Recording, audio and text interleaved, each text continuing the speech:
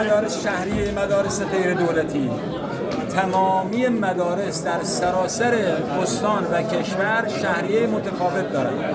یعنی بر مبنای خدمت شما عرض کنم که امکاناتی که دارند و خدماتی که ارائه میدهند، شهریه اونها میاد در شورای نظارت شهرستان، میاد در شورای نظارت استان و بعد میره در شورای نظارت کشور، اونجا مسبب میشه.